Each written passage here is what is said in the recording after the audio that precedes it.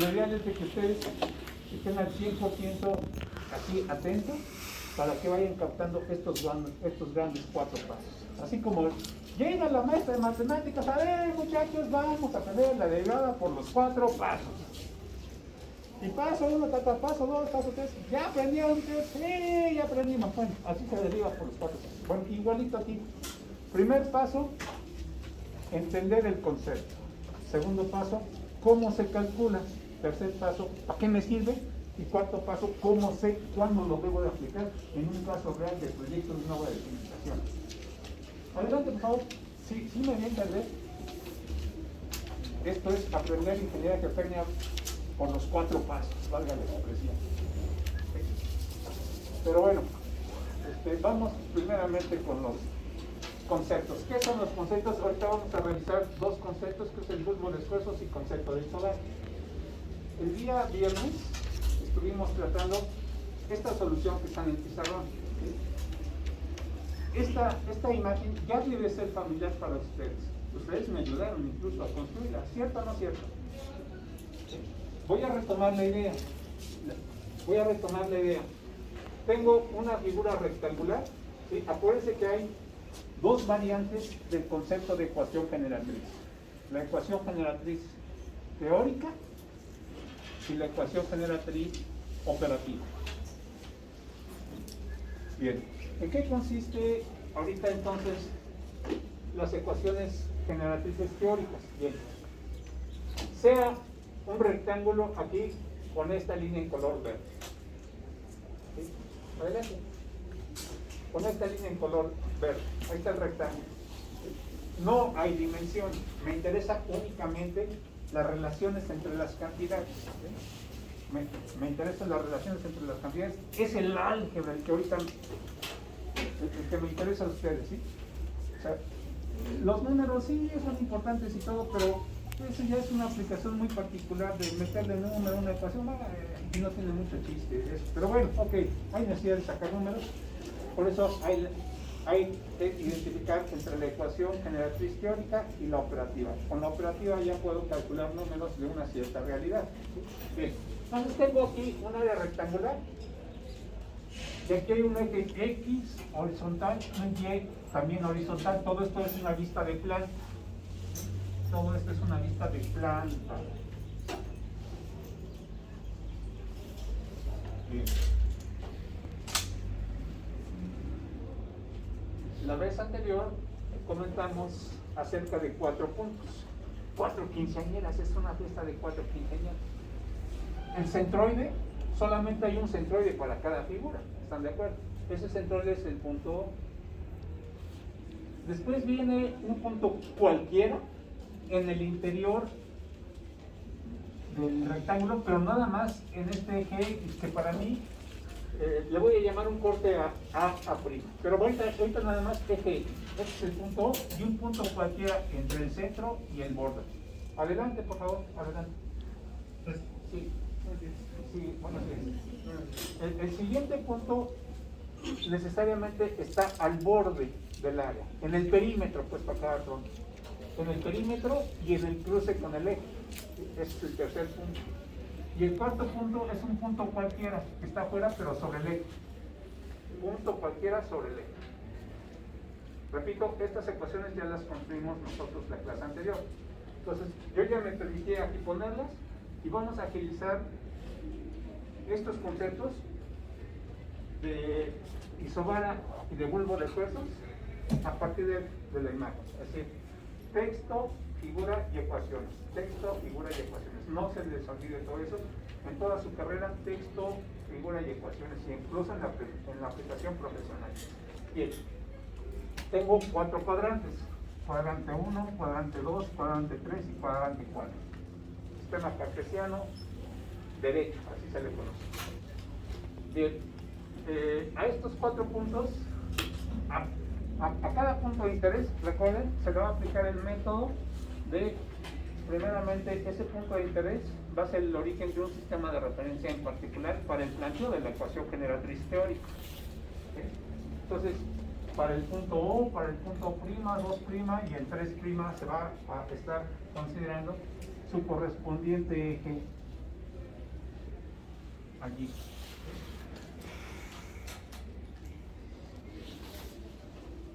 Pero bueno, a ver. Para el punto O, el único centroide, ¿están de acuerdo entonces que el esfuerzo vertical que le llega a ese punto O, dado que es el centroide, a este puntito, ¿están de acuerdo entonces que este mismo rectángulo que hay en el cuadrante 1, lo hay en el cuadrante 2, en el cuadrante 3 y en el cuadrante 4? ¿Sí? ¿Se acuerdan que el planteamiento es 4 veces la contribución de un cuadrante? Que en este caso, para no meter aquí muchas primas, como son iguales, le puse O, B, A, F, B de bueno, A, F, B de bueno, A, F. En este caso, el orden de los vértices no me altera la denominación del área rectangular. Pregunta, ¿hasta aquí se entiende? Con toda confianza, por favor, muchachos, sí necesito que realmente sí lo vayan entendiendo al álgebra. Es decir, abróchense sus cinturones, que poco a poco voy a jalar fuerte para arriba. Los números ya quedaron atrás. Aquí es álgebra. Ya estamos grandecitos, ya somos adultos, entendemos el álgebra, tenemos la plenitud de nuestra maquinita. ¿Sí? Entonces, álgebra. Entonces, concepto de simetría, aquí está. Está verificado en el 4. 4 rectángulos iguales. ¿Sí? La simetría está allí en el 4. Y el factor. Ahí está la simetría. ¿Todos lo ven? ¿Sí? Bien. Ahora, ¿qué pasa cuando esa es la primera quinceañera? Es el primer punto O. Ahora yo quiero sacar la ecuación generatriz teórica para el punto O'. Es decir, para esta quinceañera cualquiera, pero dentro y sobre el eje X o corte A'. ¿Sí? Sobre ese punto, sobre ese eje X, la primera quinceañera, entonces, si ustedes observan, trazo ahí mi sistema de ejes y digo, hay lo mismo arriba que abajo del eje X, ¿cierto? Porque el eje X es de simetría. ¿Sí? Entonces yo digo, entonces, si hay lo mismo arriba que abajo, pues nada más voy a calcular la mitad de arriba. Solo que la mitad de arriba va a ser 2 veces desde este punto O, C de O2'. C de O2'. C de O2'. Este cachito 2 veces. Es decir, este 2 y este O, C de O2' equivale a la contribución del cuadrante 1 y 4. ¿Cierto? Ahora, ¿cómo considero el cuadrante 2 y 3? O sea, 2 veces O' ACF, ACF, O' ACF. ¿Sí se observa? Esto evidentemente por 2. Por favor, muchachos, tengan la confianza. Yo lo puedo repetir simplemente, ok, no se comprometan diciendo, no lo entendí. Simplemente, sencillamente digan, ¿lo puede repetir? Yo lo repito, no hay ningún problema. ¿Hasta aquí hay algún comentario? ¿Alguna duda, muchachos y muchachos? Pero entonces la quinceañera número 2 no es necesario que aparezca. Aquí está O'. Claro. O', bueno.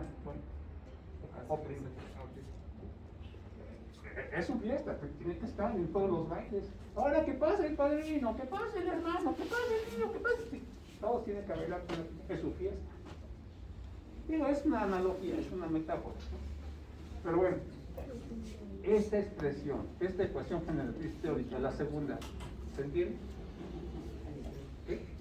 Bien. Vamos con la tercera quinceañera, es decir, O2'. ¿Dónde está O2'? Aquí, en el borde, en el perímetro. Entonces, ahí trazo mi sistema de ejes y digo, ¿tiene contribución por el cuadrante 1 y 4? Aquí, en ese punto. No. Entonces, nada más tiene contribución por el cuadrante 2 y 3. Y como este es un eje de simetría, entonces digo 2 veces la contribución de A, D, F y O2'. ¿Sí? A, D, F y O2'. A, D, F y O2'. 2 veces, uno por acá y otro por acá. Ya lo hicimos, este es nada más un poquito de la refrescarita. ¿Vale? ¿Dudas o comentarios hasta aquí? Sí, ya sé que soy un aburrido, por supuesto. Ok. A ver, otra es prima. Ahora es una quinceañera que está afuera. Es una cualquiera. Sí, sí, está enojada conmigo porque le dije cualquiera y se lo vuelvo a decir que es cualquiera. Porque esta es única, el centroide es único, el borde es único. Esta es cualquiera pero está dentro, esta es cualquiera pero está afuera. Entonces para esa tercera quinceañera digo, ah, mira, por estar en el eje X, aplica el 2. Ahora, voy a considerar aquí este rectángulo cargado, pero después le voy a restar este cachito y de esa diferencia la multiplico por 2 porque, pues por ser eje de simetría, lo mismo arriba que lo mismo abajo. ¿Sí? Entonces, ¿cuánto es la influencia de este rectángulo sobre este punto? Sería A, E, F y el punto 3'. A, E, F y O3'. A, E, F y O3'. Me pasé, me faltó, quedé justo, me pasé. Entonces voy a quitar este cachito que no tiene, ¿están de acuerdo? Y ese cachito es O3', D de dedo, E, O2'. D de dedo, E, O2'. ¿Sí? ¿Se entendió el fundamento de las sumas y la resta? ¿Sí? Ok, vamos bien. Ay, qué bueno. Estas 4 ecuaciones que están en rectángulo ya están conocidas. ¿Sí? Bien, entonces yo aquí les digo, ahora imaginen que yo soy un gigante y que mi brazo es un cuchillo. Ahora, antes de que yo haga esta analogía, yo les pregunto, ¿alguno de ustedes ha cortado una cebolla para generar rodajitas, como para unas enchiladas? ¿Alguien me puede decir cómo tengo que cortar la cebolla para que salgan rodajitas? A ver, está la cebolla, está la raíz para abajo y está el rabo para arriba. ¿Cómo tengo que cortar la cebolla para que salgan rodajitas? La tiene que girar y la corta a la mitad. O sea, la giro. O sea, si tuviera el rabo, quiero decir, el rabo para arriba y la raíz para abajo, tengo que cortarla en un plano horizontal, ¿cierto? Sí. Y varios planos horizontales, mira, salen rodajitas chiquitas y grandotas, según el tamaño de la cebolla, obviamente. ¿Sí? Ok, ahora, en lugar de hacer un corte horizontal en la cebolla, imagínense que ahora el corte es vertical. Y abro la cebolla. Adelante. Cuando hago un corte vertical en la cebolla, abro la cebolla, ¿qué vería? Tiras, ¿no? A ver, ¿han cortado una cebolla o no han cortado una cebolla? Sí. Sí, pero... Ajá, ¿Están de acuerdo que quiero un corte vertical? Ajá, ya viste. ¿Cierto o no cierto? Sí es vertical. Ujú. Ahora, si hago el corte, este es un corte vertical. Corte Sí, cierto. vertical en la cebolla, pensando que aquí está el rabo y por aquí salen las raíces, ¿no? Ajá. Ahí está, es un corte vertical, así se ve. Ahora, si hago el corte horizontal, entonces ahora sí se ven concéntricos, ¿no? Y si hago 2 cortes sencillos, ahí salen las rodajas, ¿cierto? Sí. Bien. Bueno, tengan en mente esa cebolla, porque ahorita yo voy a hacer un corte como gigante, A' coincidiendo con el eje X. Acuérdense, esto es una planta, llego yo como gigante. Un corte vertical.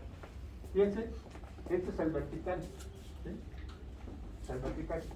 Entonces, ya que hice el corte, voy a abrir el terreno y yo lo que quiero es ver la radiografía. ¿Cómo se observa? Con la Z, es decir, con la profundidad. Z se llama profundidad, cota o elevación topográfica. Acuérdense, profundidad cota o elevación topográfica. Simple y sencillamente la Z. Los Z, como dicen por ahí, pero bueno. A ver, en consecuencia, voy a tratar de aplicar los resultados de la ecuación generatriz teórica, tratando de poner valores numéricos. Ejemplo, la intensidad de la sobrecarga aquí va a ser omega. Como un valor arbitrario que yo voy a poner es 100 kilopascales. El 100 es una constante, pero es una constante un poquito especial.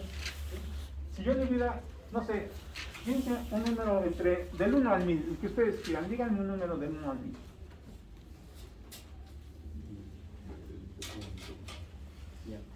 No, aparte del 100, el 100 ya está. 77, ahora le puse el 77. Entonces, vamos a pensar que esto sea 77 kilopascales. Es un número cualquiera. Sí, está enojado conmigo porque le digo que es un cualquiera. 77. Bueno, para mí ese 77 es el 100% de la intensidad de la carga. ¿Me di a entender? Entonces, me interesa más trabajar como porcentaje que con un valor numérico. Al final de cuentas, para el caso es lo mismo, pero es más fácil entendible un porcentaje. El 100% de 77, pues es 77.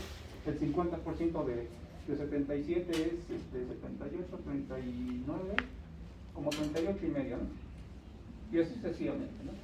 Pero es más fácil pensar de 80%, 70, 40, 100, en fin. Bien, yo lo que voy es lo siguiente.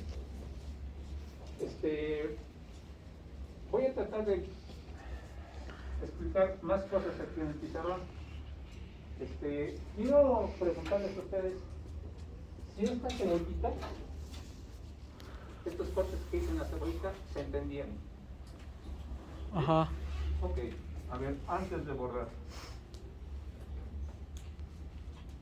quiero hacer una confesión con ustedes.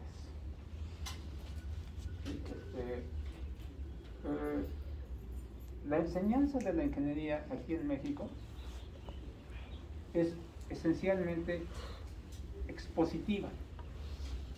Es decir, el profesor es el que lo sabe todo y es el que se dice que va a impartir el conocimiento, porque nadie sabe nada. No es cierto, eso no es cierto, ¿eh? O sea, sí sabemos muchas cosas. Que el profe debe tener la capacidad para que esos conocimientos previos los vayamos organizando y generando nuevo, es otra cosa, pero no estamos en ceros. Número uno. Ahora, número dos, van a decir, este profe se le va la onda, pero feo.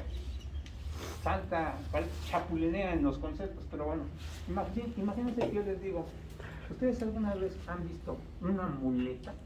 ¿Una maleta? Una muleta, si escuchó usted bien, una muleta. Sí. Ok.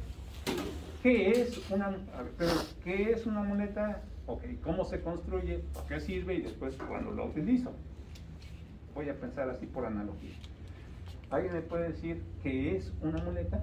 No para qué sirve. Primero, ¿qué es? Es un objeto, muy bien. ¿Qué forma tiene ese objeto? Sí, por supuesto. Sí, uno de muleta, por supuesto. Como una copa. Como una copa, como una Y, más o menos, ¿no? Ajá. ¿Cómo se construye? Bueno, vas cortando por pedacitos las piezas a modo para que resulte de una cierta forma. ¿Para qué sirve una muleta? Ajá, para apoyarse. Sí, para apoyarse, ¿sí? Entonces, ¿qué pasa si... ¡Ay! Me torcí mi pie. No puedo caminar. Saque la muleta, ¿no? Entonces, con la muleta ya no le pongo la responsabilidad a mi piecito de apoyarme, en el pie que sí me sirve, pues, y la muleta va a ser un apoyo provisional. ¿Sí? Se trata de caminar, ¿no? ¿Sí? Entonces uso la muleta, porque pues hay que ser autosuficientes y lo que ustedes quieran.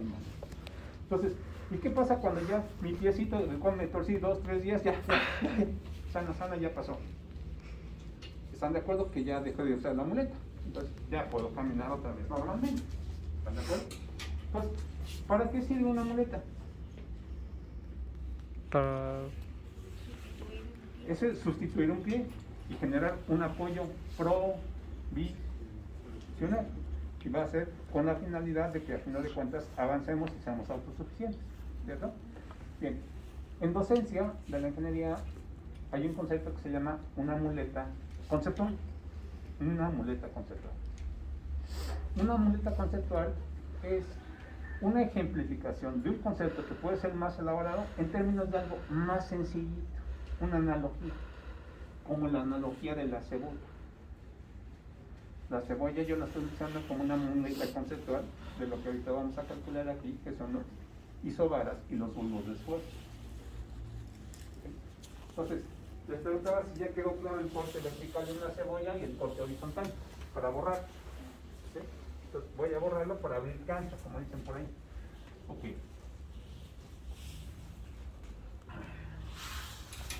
Échale en lo que se seca. ¿Sí? En lo que se seca.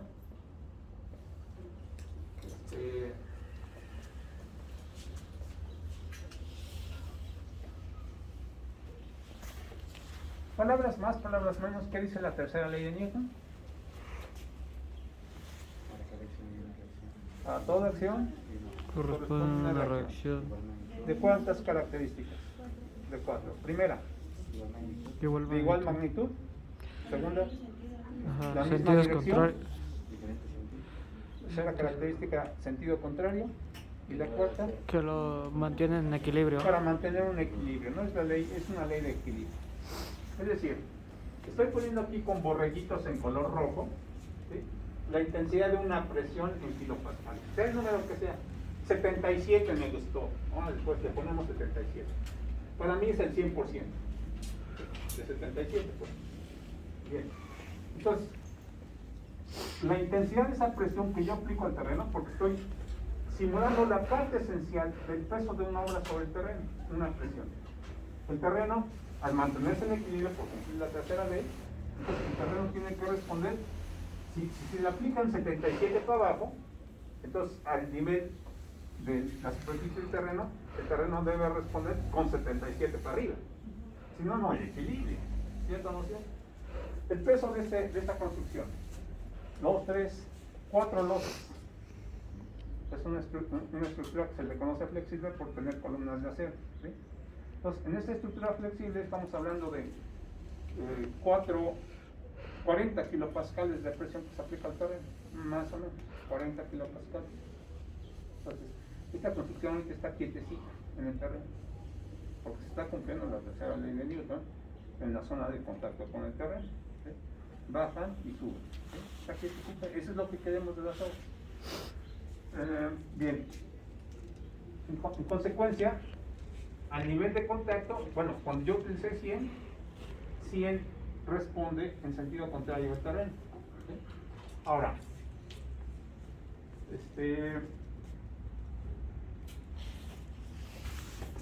a ver, voy a poner, ahora sí ya se secó. Híjole, qué chueco dibujo. ¿Han comido pizza alguna vez ustedes?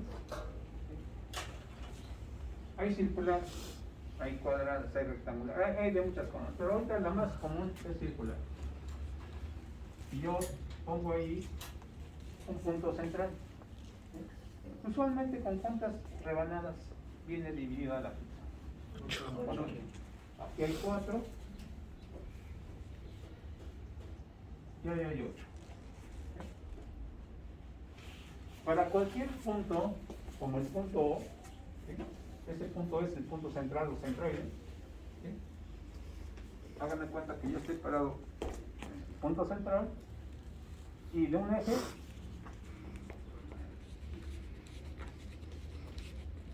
ya di una vuelta. Esa vuelta son 360 grados, ¿cierto? Bien, equivale a toda la pizza, valga la expresión. Con eso hice el barrido de toda la pizza. Pregunta, pensemos en esta rebanada de la pizza.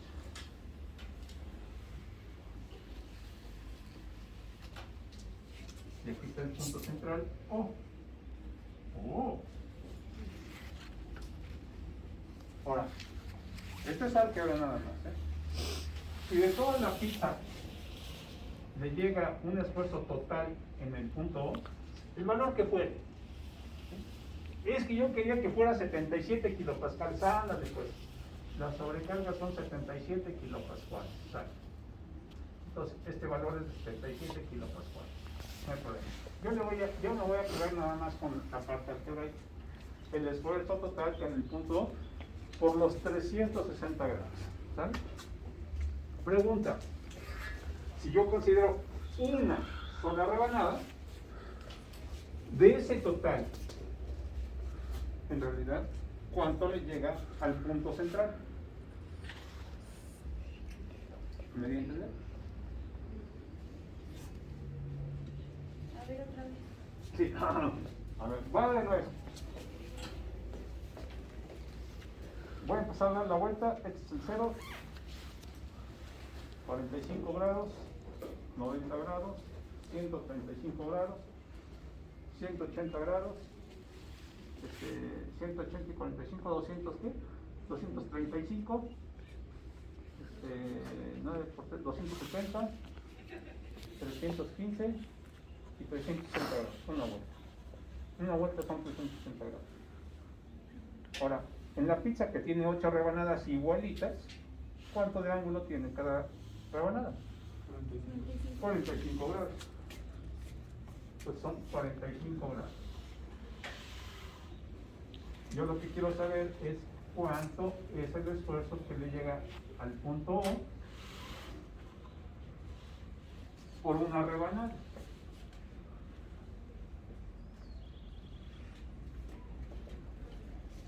Un octavo del esfuerzo total. Exactamente. Es un octavo del esfuerzo total que le debe llegar. No. ¿Cierto o no cierto? Lo que valga la intensidad de la presión.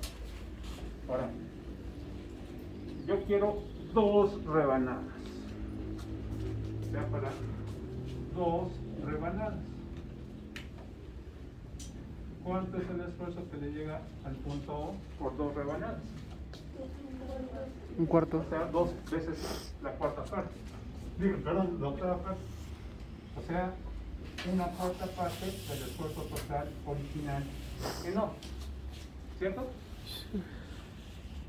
¿Y cuánto es un cuarto en decimales? Punto 25. Punto 25, ¿están de acuerdo? Todo esto es 0.25. Hola. Entonces, a este punto O hay carga alrededor de ese punto. Entonces, para ese punto, en la superficie en particular, le llega el 100% de la carga, ya sean 100 o 77 que yo haya puesto. Yo lo voy a manejar en porcentaje. Para este punto O', que es un cualquiera, en la superficie también le llega el 100%, porque en este punto O, en los 360 grados, hay carga. ¿Qué pasa en este bordecito, en el perímetro? ¿Igual? No, solo tiene la mitad de la carga. Solamente tiene la mitad de la carga, ¿verdad? Entonces, este puntito ya en el corte ya no le llegan 100, le llegan 50. Pregunta, ¿todos entendieron por qué este puntito en particular a la O2' le llegaron 50 en superficie? Sí. ¿Sí? Solamente hay carga por la izquierda y por la derecha no hay, pues la mitad, pues claro, la mitad. Y en superficie, ¿cuánto le llega aquí a esta quinceañera externa cualquiera? Nada. Nada. 0. Bien. Entonces, la primera línea, que es esta horizontal, ya está generada, ¿sí?, con estos conceptos.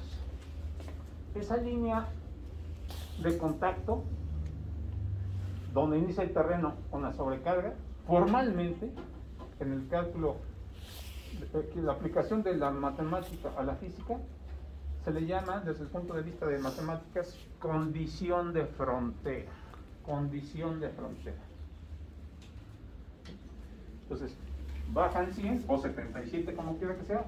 Entonces, la respuesta lógica es que suba la misma intensidad de presión para generar el equilibrio a esa condición de igual respuesta a la acción por estar en la frontera física del suelo, se le llama así condición de frontera, condición matemática de frontera, o simplemente condición de frontera. Por condición de frontera yo sé que 100, 100, 100 y este 50. A ver.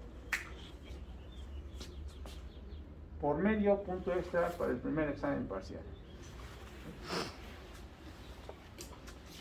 Estoy chapulineando conceptos porque estas cosas sí las tenemos que manejar muy fácil.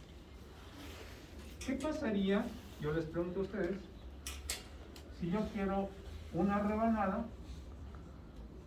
con alfa grados? Alfa grados. Ya no es una rebanada de la octava parte. Yo quiero alfa grados. Pregunta, ¿cuánto vale el esfuerzo que le llega al punto O en función del total original a ese punto O? Y para todos tener la misma idea, involuntaria, voluntaria. Por medio punto extra, ¿quién dijo yo? Y eso es trampa. ¿Quién? ¿Se vale equivocarse? O sea, no hay puntos de descuento, pues. No le tengan miedo. Porque es muy fácil decir, sí, lo entendieron, sí. A ver si es cierto. Un valiente, una valiente, por medio, es más. No son ustedes de premios baratos. Ahora, por un punto extra. ¿Quién dijo yo?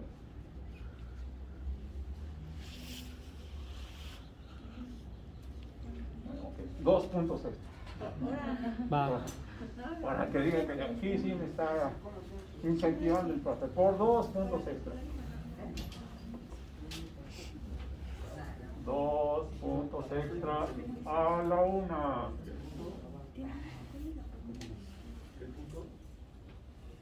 Dos puntos extra Sus. ¿Cuál es la forma? las dos. Espera. Es. Bueno, a ver. Mucha atención. Entonces, este esfuerzo 360 del alfa. alfa se va a calcular como alfa entre 360 grados Ajá. por el esfuerzo total que originalmente le llega al punto O. ¿Qué pasa cuando alfa vale 45 grados?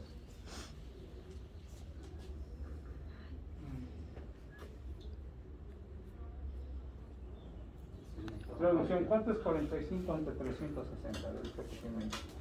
Punto 25. Claro. ¿Punto? 25. No es cierto. ¿No? Sí. Punto 125. 125 puntos, sí. O sea, un octavo. Sí, sí. Sí, sí, Un octavo de todo esto. Sí, ya pasan mil cosas, pero entonces, 45 grados es una rebanada. Entonces sí coincide con el 1/8. Ujú. Ahora, ¿qué pasa cuando alfa vale 90 grados? Es el doble del punto 125. Ahora sí. Punto 25. Eso es, ahora sí es punto 25, es un cuarto. 90 grados es un cuarto de una vuelta. ¿Cierto? Sí. Ajá, sí. Y así sucesivamente. ¿Sí se ve? Sí. Adelante, por favor. Bien, entonces, pero la ecuación general es en términos de alfa, si ustedes quieren. ¿Sí? Si alfa vale 0, 0. pues no hay carga, entonces el esfuerzo es 0. No siente nada el suelo. Si alfa es 360 grados, entonces, sí, esto vale, el coeficiente vale 1. Quiere decir que el esfuerzo a los 360 grados es el total que originalmente habíamos considerado. ¿Cierto? Ujú. Este tipo de situaciones, yo sugiero vayanlas ejercitando. Es ángel, está facilito. Traducción, dejaron ir 2 puntos. Yo lo vi. Y no era cosa del otro mundo. La risa. Se fueron 2 puntos. Pero bueno. Entonces, ahora, sobre este o debajo de este punto son líneas verticales y a cada metro yo puse aquí estos puntitos que son nodos. Cuando yo ponga una intensidad omega de dato, de todos y cada uno de estos puntitos yo puedo calcular cuánto le llega de fuerza. Bien. Ay, este profe chapulinea. Jeje. ¿Qué es una curva de nivel en topografía? ¿Qué es? Acuérdense, una cosa es qué es, otra cómo se calcula, otra es para qué sirve, y otra es cuándo sé que en un caso particular tengo que aplicar el concepto de curva de nivel. Vamos por lo más barato. ¿Qué es una curva de nivel? No sé, uno. Es una línea, ajá, ¿qué más? Es una elevación de terreno, bueno, cuando el terreno tiene la misma altura. Eso es. Y...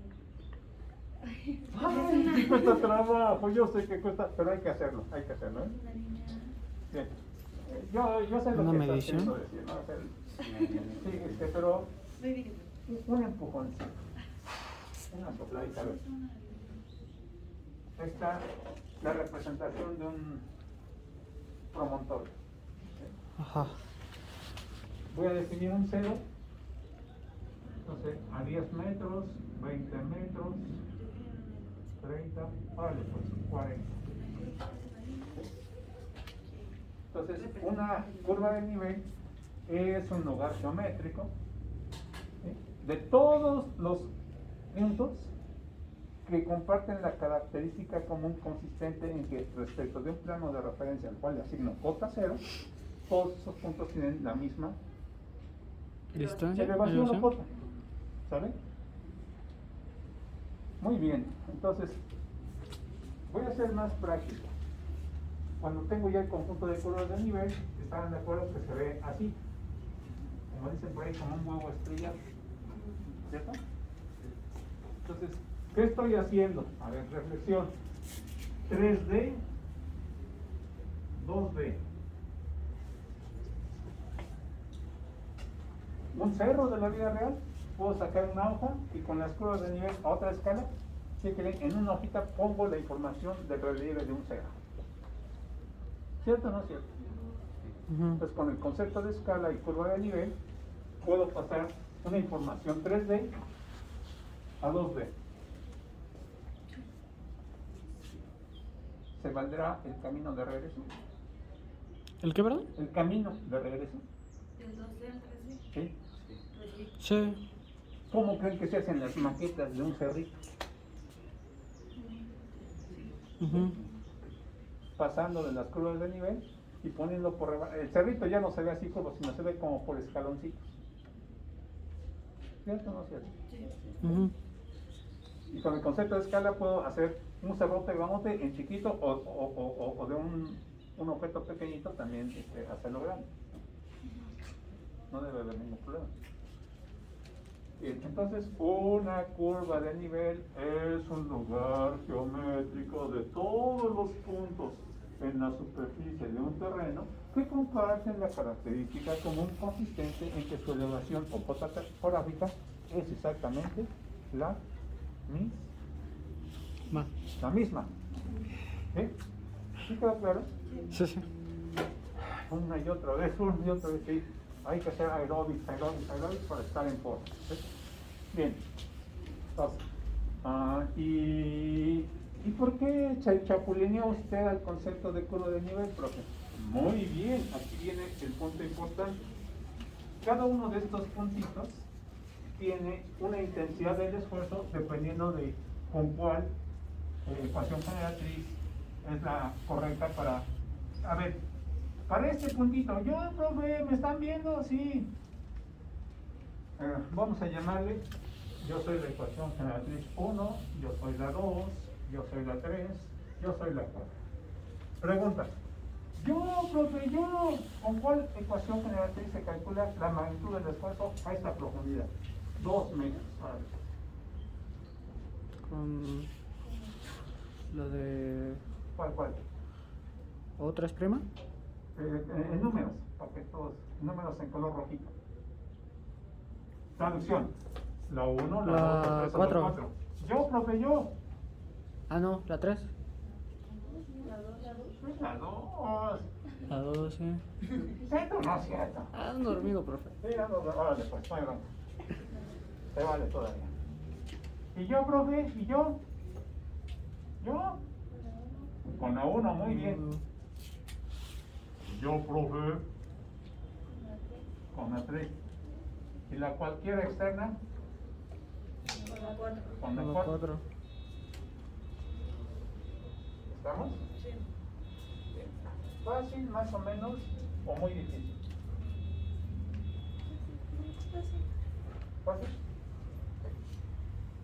Pues a todos estos, cada uno de estos puntitos, con la correspondiente ecuación generatriz, cuando yo tenga las medidas, ¿sí?, particulares de dónde está este punto, las medidas de este cachito, y ya puedo sacar valor numérico. Entonces, a todos y cada uno de estos puntitos, yo ya le voy a sacar un valor numérico. Y voy a aplicar el mismo concepto de la curva de nivel. Esas líneas que estoy poniendo aquí en color rojo, ¿sí?, corresponden a la unión de todos los puntos a los cuales les llega el mismo esfuerzo vertical debido a la sobrecarga. El mismito. Serían como curvas de nivel, pero en esfuerzos. Esas curvas de nivel, pero en esfuerzos, se llaman isobaras. Iso igual bar presión. Líneas que unen puntos en el interior del terreno que tienen la misma presión que le llega por parte de toda la sobrecarga que uno coloca en la superficie del terreno. Otra vez, ¿qué es el concepto? ¿Cómo se calcula? ¿A qué sirve? ¿Y cómo sé cuándo lo voy a utilizar? Ahí está. Como la derivada de los cuatro pasos. Entonces, ¿qué es una isobara? En sus propias palabras.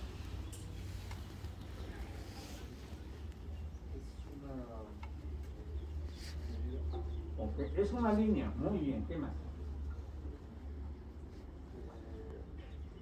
Se divide por tantos. Ok, es una línea que une todos los puntos en el interior del terreno que comparten una misma característica en común. Y esa característica en común que comparten se llama el esfuerzo que le llega dependiendo de la ubicación y en consecuencia cualquiera de estas cuatro ecuaciones generatrices. ¿Sí quedó claro? ¿O me fui muy rápido? Hay que pasar de la imagen a la explicación. Acuérdense, capta, procesa y explica. Capta, procesa y explica. Entonces, ¿por qué decía de explicar? Porque cuando el ingeniero civil resuelve un proyecto, ¿sí?, que eso lo pueda resolver por resolver, hasta un mudo lo haría. Una persona discapacitada lo podría hacer. Curiosamente, nosotros como ingenieros civiles vamos a tener muchos personajes con los cuales vamos a tratar. Desde el chalán más chalán, el inge más inge, el dueño más dueño y el gerente más gerente. Cada quien tiene su lenguaje, tiene su nivel escolar, tiene su nivel de facilidad de entender, ¿sí?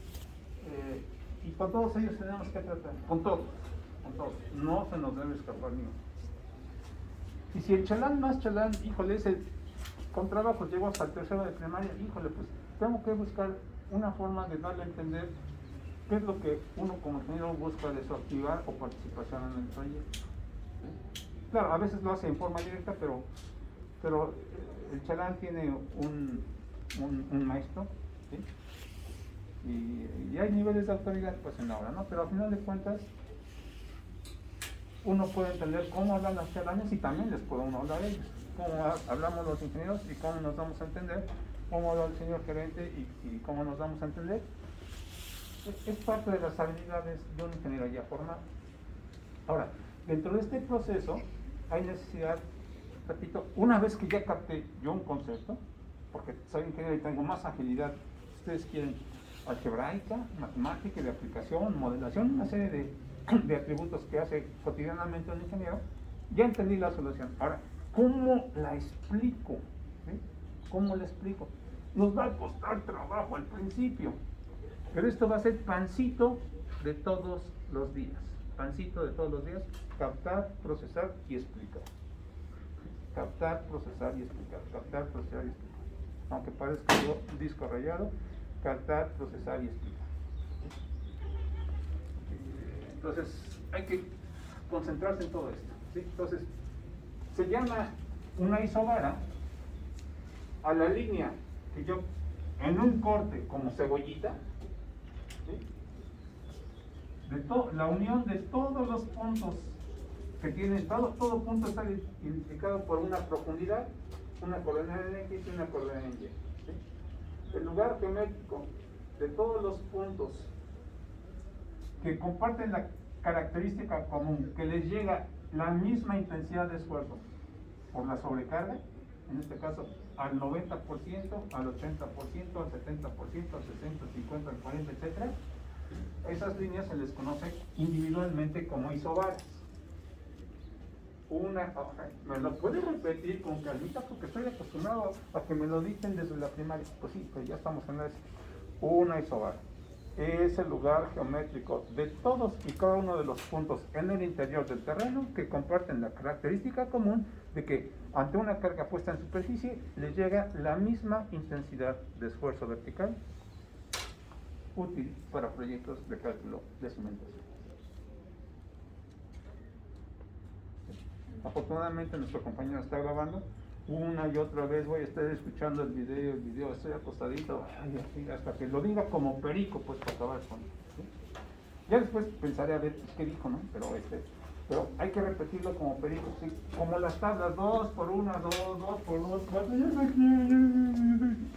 sí, ya cuando se lo sabe de memoria, ya lo dejó su mamá, su papá en paz, muy bien.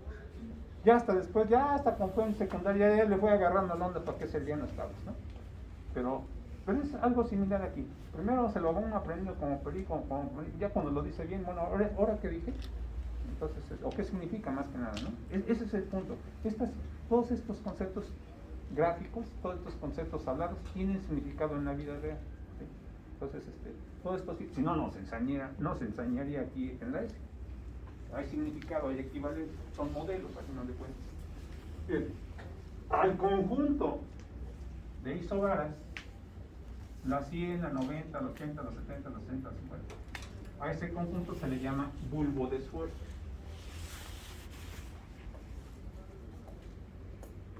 Acuérdense, la cebollita, la cebollita. Ay, mira, así se ve cortado de tajo vertical. Ay, mira, así se ven las diferentes capas de la cebolla. Sí, son bulbos.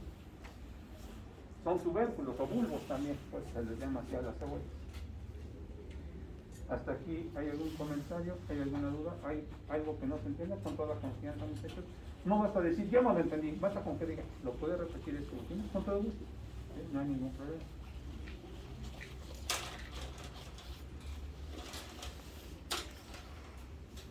Bien. Ahora, mucha atención, ¿para qué podría servir todo esto?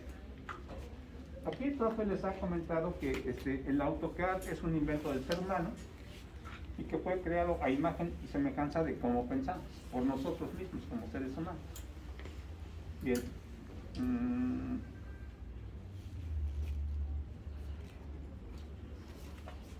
La mente del ser humano puede focalizarse en un cierto tipo de información y considerarlo como una capa de información.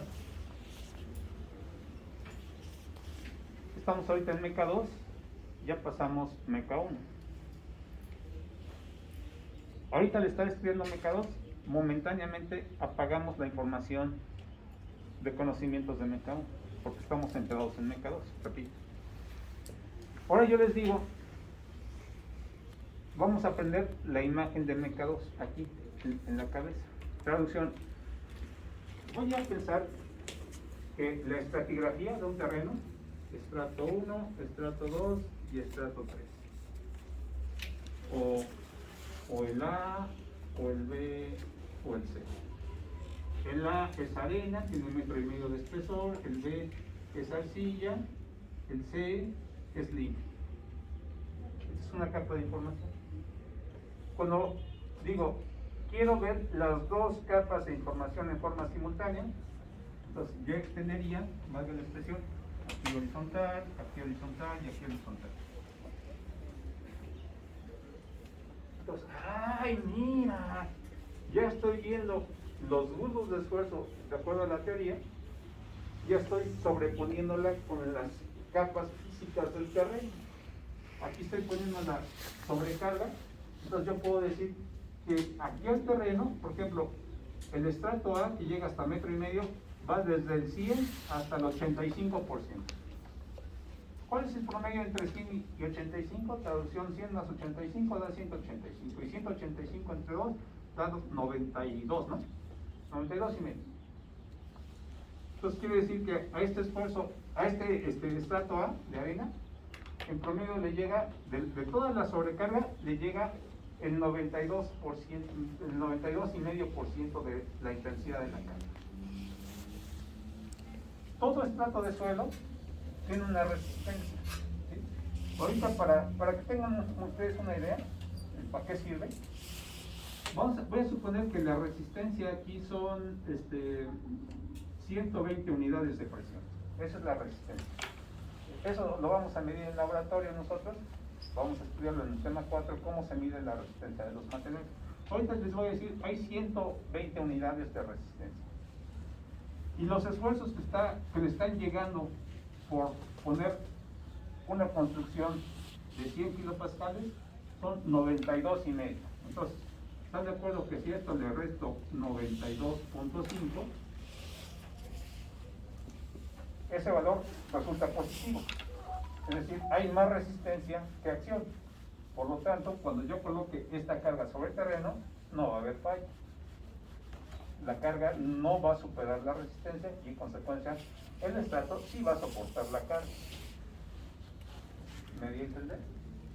Entonces, a ver, ¿no puede decir así directo, profe, para qué sirve el bulbo de esfuerzos y las isobaras? Sí, sirve para tener una representación gráfica de la forma geométrica, repito, de la forma geométrica en que se distribuyen las diferentes intensidades de incrementos de esfuerzo dada una sobrecarga puesta en superficie, conocida en cuanto a intensidad de presión y geometría, y yo saber en profundidad cuál es la intensidad de los esfuerzos que le llegan a todos y cada uno de los estratos, para que posteriormente yo, al comparar la resistencia y restarle la acción, sepa con cuánto resistencia extra me queda para que ese terreno no pueda fallar cuando yo le pongo una obra de ingeniería civil encima de él. Acuérdense, esto se está grabando, lo pueden repetir una y otra vez, ¿sí?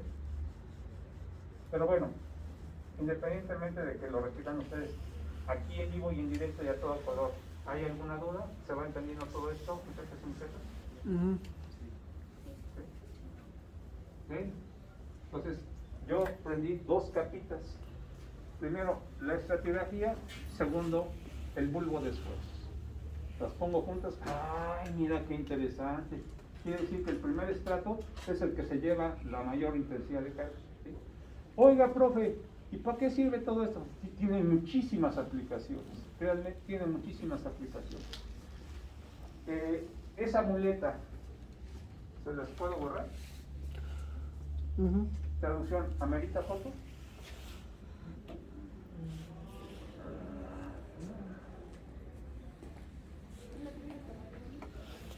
Si quieren tomarle foto, adelante, ahorita es cuando.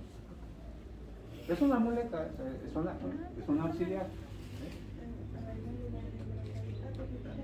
Siempre las muletas se ponen cuando no funciona bien nuestro apoyo. Traducción: cuando queremos empezar a caminar.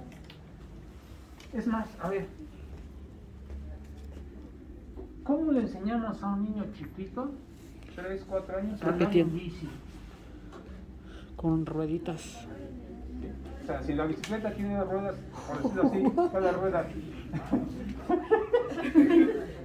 cada ruedita es un punto de apoyo, dice, está bien, que aprenda, ¿cómo se llama?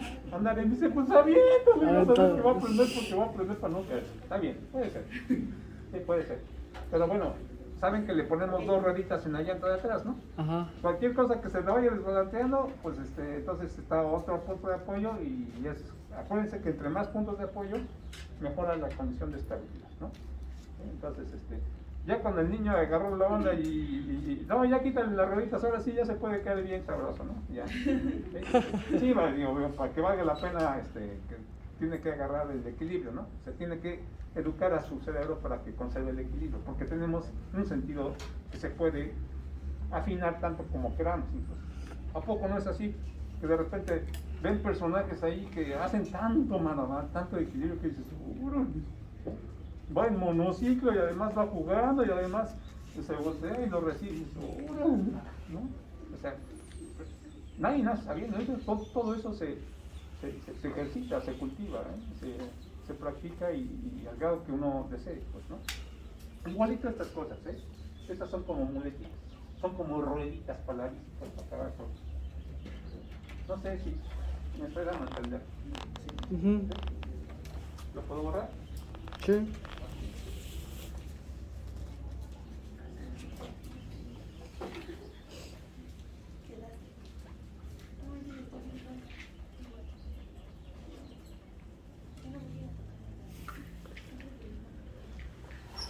Lo que se va secando, también es una muleta, Entonces ya cumplió su razón de ser, que se vaya, que le despeje la mente.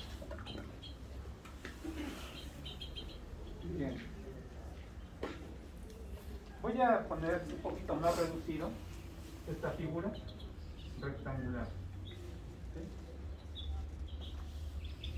Tratando de hacer un resumen con esta línea en color rojo, es el eje X, en donde yo en esa misma línea puse aquí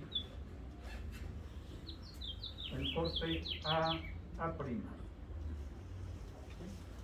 Y sobre ese punto A' puse diferentes puntitos, están representados por 4 quinceañeras. Pregunta. Se me ocurre, ahí, un corte B'. Es un corte cualquiera. Yo como gigante llegué y se me ocurrió ese corte propio. Como si fuera una cebollita, ya no la corté así de norte a sur, se me ocurrió inclinado, porque ahí quise yo. Hice el corte y en elevación. ¿Sí?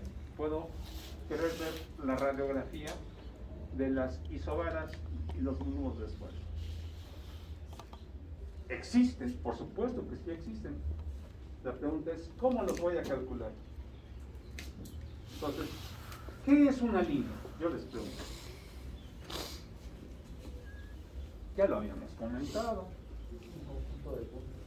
Es un conjunto de puntos, es una sucesión de puntos, es la unión de muchos puntos, ¿no? ¿Sí? Bien, a ver, voy a poner aquí con color rojo diferentes puntos de esta línea café que acabo de poner. Primer punto, profe, Pregunta,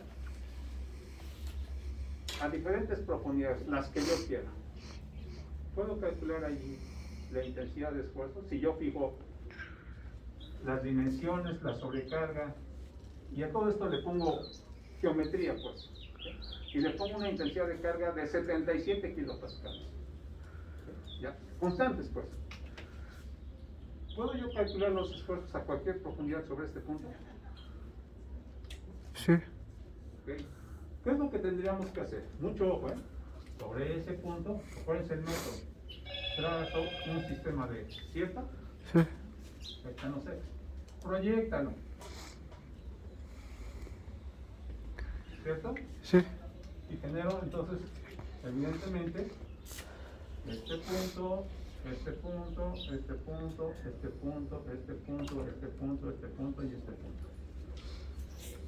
¿Les parece ya familiar a un ejercicio previo? Entonces, si yo quiero conocer el esfuerzo en este punto B, considero este punto, este punto, este punto, este punto, después le quito este pedazo y después le sumo este cachito que le quité 2 veces. Ya lo hemos hecho. Ok, entonces ese puntito no me espanta. Yo puedo, ya con la geometría y la intensidad de presión, ya puedo calcular los esfuerzos en este puntito. Pregunta, ¿y yo probé? Sí. ¿Sí? ¿Y yo probé? Sí. ¿Y yo probé? Sí. Ok. ¿Y yo probé? Sí. ¿Y yo? Igual. ¿Y yo? También. ¿Yo? También. ¿Aquí? También. ¿Aquí? Sí. ¿Hasta acá? También.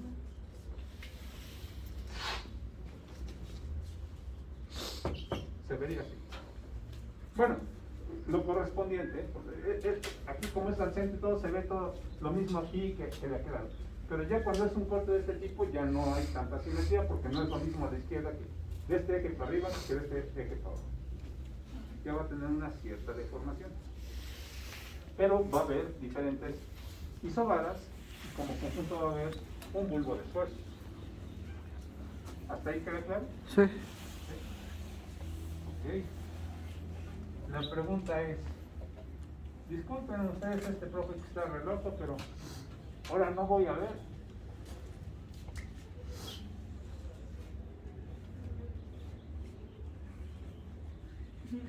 Hice un corte chueco. Es otra línea. Cuando hago así un corte chueco en la cebollita y abro, ¿existe un bulbo de esfuerzo? Sí. ¿Existe un isobara? ¿Se puede calcular? Sí. Sí. Sí, ¿verdad? Ok. Ahora, ¿y si tengo un campo, una unidad habitacional,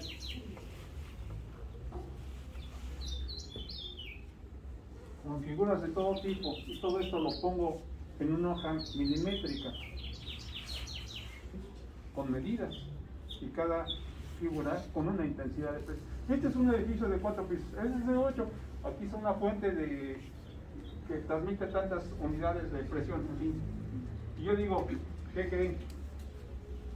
Por aquí voy a pasar una excavación, una tubería, a 2 metros de profundidad, y yo quiero saber de qué tamaño debo de comprar el espesor o cédula del tubo, para que aguante su peso propio, aguante la presión y además toda la sobrecarga de las edificaciones por las cuales va a pasar. Ah, caray. ¿Y eso se puede hacer, profe? ¿Se puede calcular? Sí. Prendiendo y apagando poquitos. Primero resuelvo para esta figurita y tengo un resultado. Para esta figurita y tengo un resultado, y después sumo todos los resultados. Al final de cuentas, tengo el esfuerzo en todos y cada uno de los puntos a lo largo de esta línea donde voy a poner la curva. O la hora del metro. ¿Sí? Un oleoducto, un viaducto, gasoducto. ¿Sí? Así es como nosotros, la ingeniería civil, calculamos la intensidad de presión por sobrecarga que le llega a cualquier línea de interés en el terreno, sea recta o sea de la forma que interese en particular calcular. ¿Cómo ven? Ahora, mucha atención. Ustedes saben que hoy día, cuando las personas, todos vamos acumulando edad, a veces podemos tener daños físicos, ¿sí? Un golpe o un degenere de nuestro cerebro, por ejemplo. ¿Saben ustedes que hoy existe un aparato que se mete uno acostadito como en un tubo que se llama un tomógrafo magnético y una serie de tecnologías. Y sin tocarte, nadie te toca, ¿eh? Estás ahí. Y sin tocarte, con la técnica de resonancia magnética, equivale como si te estuvieran seccionando un cerebro así. Te lo filetean. En un corte así.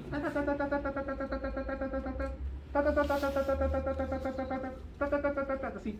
De atrás para adelante, ¿sí? De arriba para abajo y de izquierda a derecha. Ya pasó y se ve una pantalla de computadoras, mira, así se ve el cerebro rebanada tras rebanada en cortes horizontales, ¡ay! Aquí se ve bien claro, ahí está el wow. No te han tocado y ya vieron la radiografía. Está en tal lugar, en tal coordenada, entonces ya los médicos y ahí ya está focalizado dónde está el problema. Entonces van diseñando una estrategia para hacer una operación sin cirugía. Órale, con láser te vamos a desbaratar el cuadro. ¿A poco ya se puede eso? ¿Y qué creen? Los médicos, así como usted lo escucha, los médicos, ¿por qué te metiste en medicina? ¡Ay, porque no llevo matemáticas! ¿Y qué crees? En medicina, ¿cómo crees que funciona un tomógrafo? Con el concepto de quién crees. Estos cortes en el terreno y la ubicación espacial se hace con coordenadas. Cuando estos histogramas y bulbos de sol se construyen, ¡ay, qué bonito! Así se ve, bien a todo el panorama. Pues, todo eso es geometría, todo eso nos permite a nosotros ser muy ágiles en la identificación de tumores, de algún malestar que tenga el pelo, incluso hasta por diferentes colores. Así lo identifican los médicos. ¡Ay, mira, esta persona desde que tiene síndrome de Down, que se dio un trancazo, tuvo una malformación, tiene Alzheimer, mal de Parkinson, así, muchos y muchos problemas. Se detecta su equivalencia en cómo se ve un cerebro normal y cómo se ve un cerebro con un paciente que sabemos que tiene tal o cual padecimiento. Y se van a asociar información útil para explorar, para diagnosticar, para ubicar a qué equivale un problema en calidad. Los médicos a lo mejor no lo pueden calcular, pero sí lo entienden, porque es útil y práctico. Nosotros, aparte de poderlo entender, ¿qué creen que podemos hacer? Calcular, dibujar, pero no aplicado al cerebro. O sea, sí lo podemos hacer, pero nosotros lo aplicamos a las obras. ¿Qué les parece? ¿Fácil, más o menos, o muy difícil?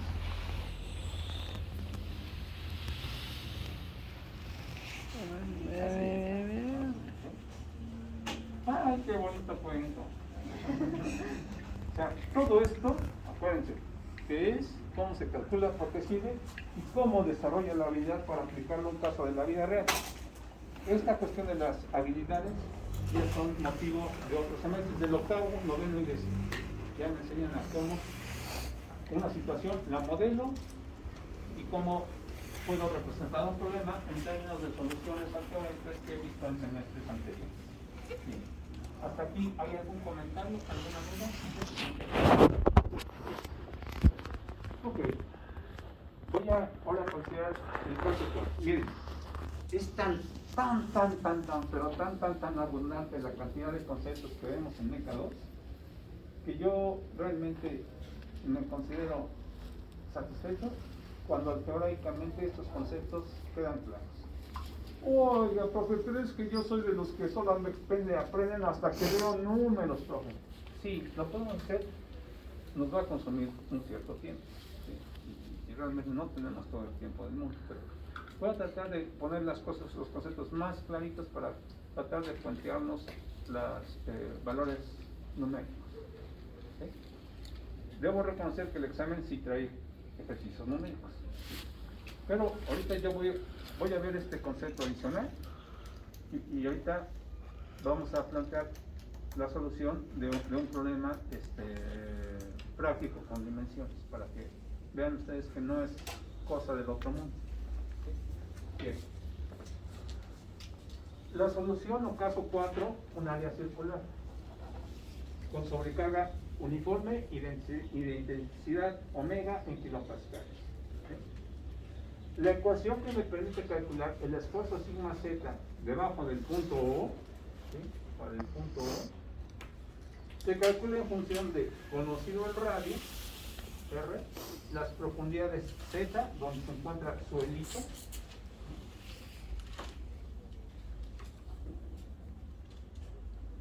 esta profundidad es Z. Se calcula considerando este radio, la profundidad de interés, de acuerdo con esta expresión. Todo esto es el coeficiente de influencia omega 0 y esa es la intensidad de la carga puesta en superficie. Ese coeficiente de influencia ahora es para un círculo. Los cuadros con los cuadros, las líneas con las líneas y los círculos con los círculos. Traducción cada quien con su cada cual. A pesar de que se puedan llamar iguales coeficiente de influencia, no. Hay una gráfica para cada figura. Bien. Entonces, yo lo que quiero ahorita comentar con ustedes es que igualito vamos a proceder si esto tuviera, es un tanque. Imagínense que yo les digo, a ver muchachos, consideren un tanque de almacenamiento cilíndrico, almacenamiento de agua, tiene 10 metros de altura y genera una sobrecarga de 100 kilopascales, tiene radio de 10 metros, quiero conocer los esfuerzos a 0 metros, 1 metro, 5, 10, 15, 20, 30 metros. Pues, ya me lo enseñé el profe y la tablita. Ya superamos la tablita. Ya brinqué la tablita. Entonces, pongo las coordenadas, 1, 5, 10, 20, 30 metros. Todo esto son datos, la sobrecarga es dato, pensemos que sean 100 kilopascales. 100 kilopascales. Radio 10 metros, entonces R entre Z, 10 entre 0, infinito, 10 entre 1, 10, 10 entre 5, 2, 10 entre 10 da 1, 10 entre 20.5, 10 entre 30.33. Con este valor de R entre Z, dada esta expresión, sustituya y obtengo un valor de omega 0 para todas y cada una de las profundidades de interés. Cuando tenga el valor de omega 0, multiplíquelo por los 100, que es la intensidad de la carga, y tiene su esfuerzo. ¿Tiene esta complicación? Es sustituir datos en la fórmula. Cuando existe formulita, se dice que se está empleando el método analítico. Cuando existe una fórmula donde se sustituyen directamente los datos, se dice que se tiene o se está solucionando con base en la ecuación analítica. Cuando la fórmula del coeficiente de influencia es muy sofisticada, entonces recurrimos mejor al uso de las gráficas de Fano, ¿sí? Una solución preprocesada por los matemáticos, ¿sí? Pero bueno, en este caso la ecuación es relativamente sencilla y la de esa forma, ¿vale? Bien. Entonces no debería haber ningún problema. Ahora, mucha atención. Espero que todavía tengo 10 minutos más o menos. Vamos a tratar de aprovecharlos al máximo. Abróchense bien sus cinturones, por favor, mis muchachos, y voy a explicar otro proceso un poquito más elaborado y sí necesito que estén a la altura para que lo podamos entender. A ver, voy a poner aquí una circunferencia. Y esa circunferencia, ok, va a tener aquí un sistema de ejes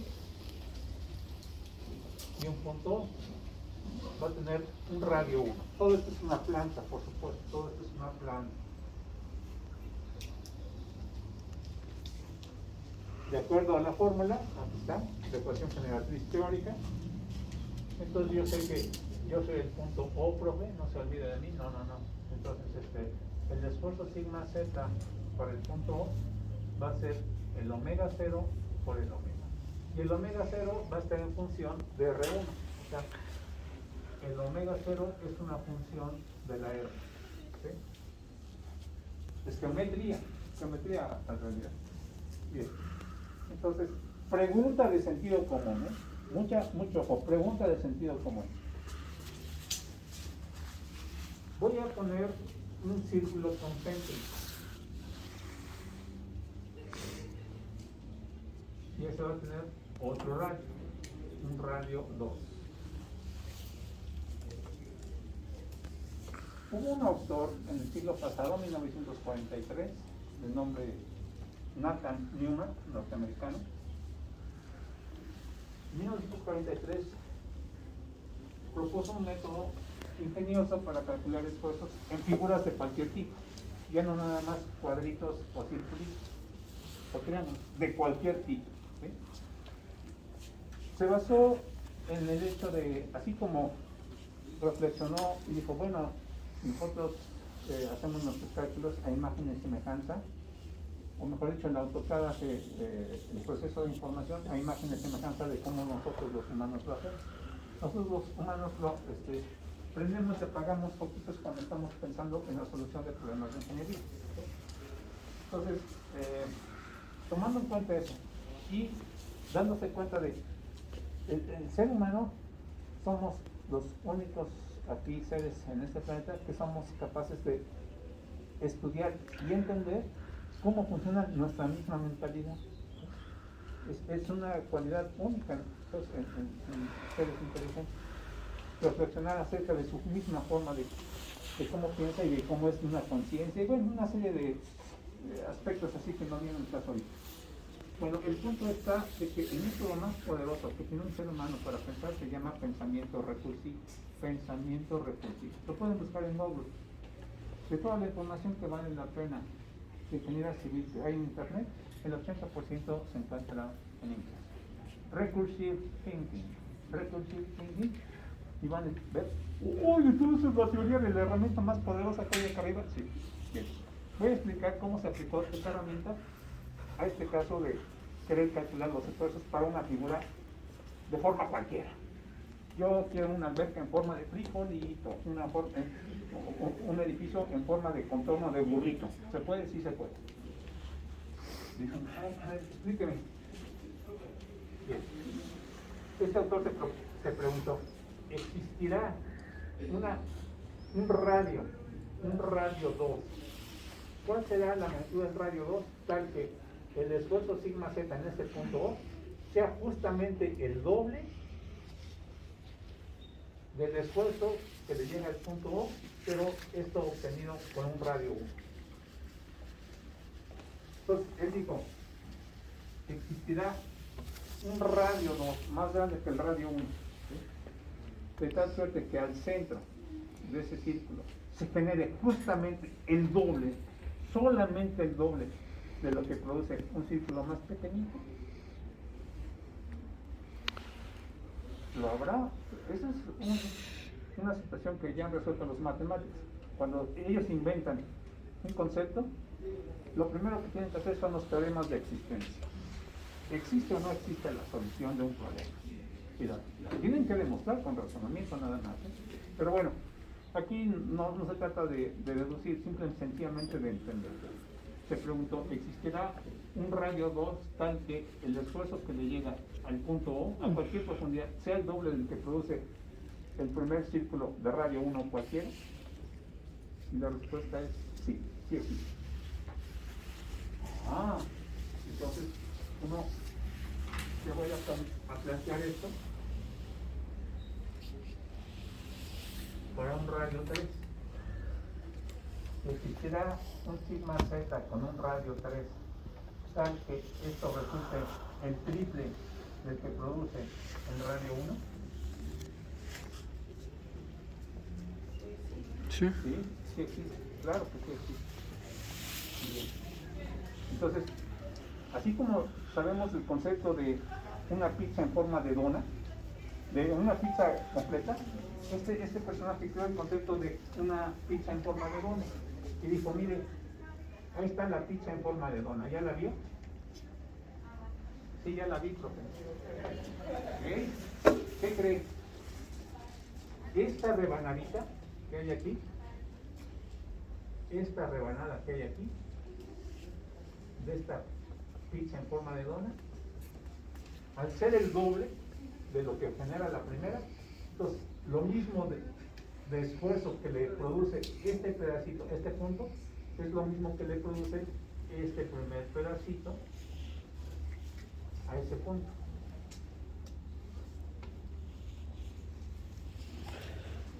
¿Se entendió esto?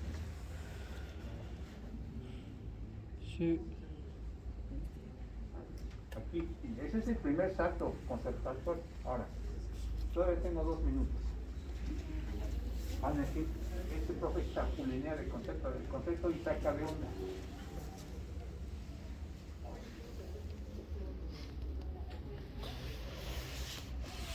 Regresamos al pasado. Tercero de primaria. A ver, niños, saquen una hoja de su cuadro chico, de su blog que les pedí. Mide 20 por 30, 20 por 30. Y hagan una cuadrícula de 1 centímetro por 1 centímetro. Y se ponen los niños a hacer su cuadrícula. ¿Vale? A ver, niños, saquen sus colores que vamos a iluminar. Pregunta, niños y niñas. A ver. Allí hay un osito. Ahí hay un osito, ¿eh? Muy bien. Pregunta. ¿Se puede conocer el área del osito? Muy bien, correcto. ¿Cómo? ¿Cómo? Contando cuadritos enteros. ¿Y si un cuadrito está mucho? Pues. ¿Tomas un aproximado o el Un equivalente? ¿No? aproximado de cuántos mochitos hacen un entero. Y ahí te lo vas llevando hasta que agotas todo, ¿no? Ujú. ¿Cierto? Bien. Esto lo podemos estudiar nosotros como del área total es igual al área del osito más el área fuera del osito. ¿Cierto o no es cierto? Son conceptos de conjuntos. Ujú. ¿Se entendió? Eso se llama algoritmo. Pues ya los chavitos desde tercero de primaria ya saben que es un algoritmo. Bueno, les enseñan el concepto operativo del algoritmo, pero no les dicen que es un algoritmo, pero lo hacen. A ver, niños, con color rojo iluminen todos los cuadritos enteros que están dentro del osito. Se pone a iluminar todo. Y con color amarillo iluminen los cuadritos mochos, ¿vale? A ver, cuenten cuántos rojos enteros hay y más o menos cuántos, así a ojo, cuántos cuadritos enteros están en el color amarillo y díganme cuánto suma el área del osito. Ujú. Sí, se pueden hacer bien divertido. Ahí sí, mi primer osito, está bien. ¿Qué pasa cuando, mucho ojo, aquí ya viene el salto mortal para ingeniería? Yo aquí quiero una alberca en forma de frijolito. A la misma escala que yo puse el rayo, ahí está la alberca en forma de frijolito. Pregunta, si el esfuerzo de interés lo quiero en este punto, ¿se podrá obtener? Sí. El frijolito viene a ser las veces del osito y el círculo, la plantilla viene a ser las veces de la hoja cuadricular, porque cada pedacito genera una unidad de esfuerzo. Eso es equivalente a tener un cuadrito de 1 por 1.